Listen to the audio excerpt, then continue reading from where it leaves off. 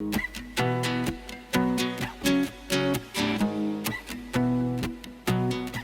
यार अस्सलाम वालेकुम, उम्मीद है आप सब लोग खैरियत से होंगे। ये वाली छोटी सी वीडियो में एक बड़ी इंपॉर्टेंट अपडेट देने के लिए बना, और वो अपडेट ये है कि यार अब जर्मनी में कोरोना वायरस का सीन इतना बैड हो चुका है कि ये लोग यहाँ पे कर्फ्यू लगाने का सोच रहे हैं।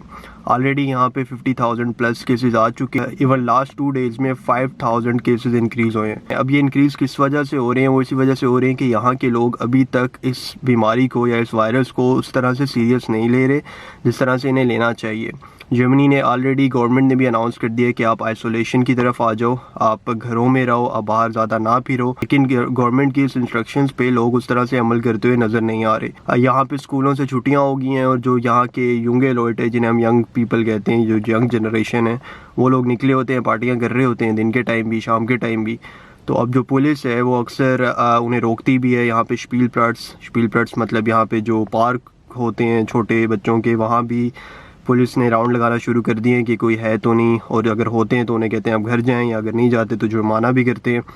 तो इस तरह की चीज़ें अब होने लग गई हैं, लेकिन सिचुएशन फिर भी कंट्रोल में होती हुई नज़र नहीं आ रही। यही वजह है कि अब न्यूज़ के मुताबिक उन्होंने ये कह दिया है कि यार अब हम कल तक देखेंगे, लाइक सैटरडे तक हम देखेंगे कि आवाम का किस तरह का रद्द अमल है, आवाम किस तरह से इंस्ट्रक्शन फॉलो कर रही है या नहीं कर रही है। और अगर नहीं कर रही तो वो सैटरडे के बाद, मतलब इस वीकेंड के बाद, फिर कर्फ्यू वाला सीन जर्मनी में लग सकता है। इसके इम्कानात काफ़ी ज़्यादा है।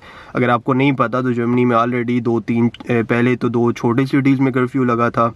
एक उनमें से मीठा ठाइक है और दूसरा वुंजीडल है। लेकिन इसके बाद अब जो नई न्यूज़ आई है, फ्राइबर्ग जो कि जर्मनी का एक लाइक अच्छा खासा ठीक ठाक सिटी है, बड़ा सिटी है, उसमें भी कर्फ्यू लगा दिया गया है।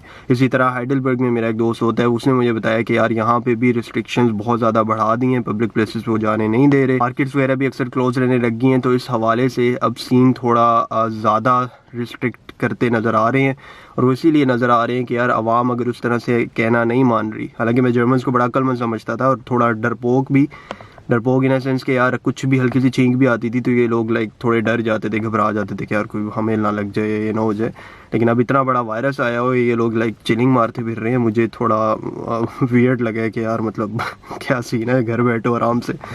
खैर, जो यंग जनरेशन है उस तरह से ख्याल नहीं रख रही। अक्सर जो बुज़ुर्ग अवाम है वो भी अक्सर आपको घूमते फिरते नज़र आएंगे, क्योंकि अब यहाँ पे एकदम से मौसम बड़ा अच्छा हो गया है। लाइक धूप वगैरह पड़ रही है, सूरज पड़ रहा है, मौसम फिट हो गया है। इन लोगों के हैं कि छुट्टियाँ मिली हुई हैं तो शायद अब पार्टी शार्टी सीन ऑन करें, लेकिन पार्टी करने का टाइम नहीं है, अभी दुआओं शुआओं का टाइम है। 5वें नंबर पे अब जर्मनी वो मुल्क है दुनिया में जो कि इस वायरस का सबसे ज़्यादा शिकार हुआ है। तो भाई आप लोग भी जो देख रहे हैं एहतियात करें बहुत ज़्यादा, इसे ईजी ना लें। जो भी इंस्ट्रक्शन की हुई हैं वो फॉलो करें। फ़िज़िकल कॉन्टेक्ट से दूर रहें, हाथ मिलाने से, गले शले मिलने से, पब्लिक प्लेसेस पे जाने से, इन सब चीज़ों से दूर रहें। और दुआ करें कि हालात थोड़े जल्दी बेहतरी की तरफ आएँ, कि खाने की तरफ से आप लोगों को मसला नहीं आएगा तो उतना ही लें जितनी आपको ज़रूरत है। 1-2 हफ्ते का स्टोर कर लें, और ये ना करें कि यार अगले 10 महीनों को स्टोर करके रखो। इस तरह फिर बाकियों को भी मुश्किल आएगी, बाकी लोगों को भी सामान वगैरह चाहिए होगा। तो खैर बस इतना ही कहना था। बाकी डू लाइक दिस वीडियो, अगर आपको पसंद आई है तो, थोड़ी सी इन्फॉर्मेशन मिली है तो, और चैनल को लाजमी सब्सक्राइब कर लीजिएगा। Remember me in your prayers. Allah हाफ़िज़।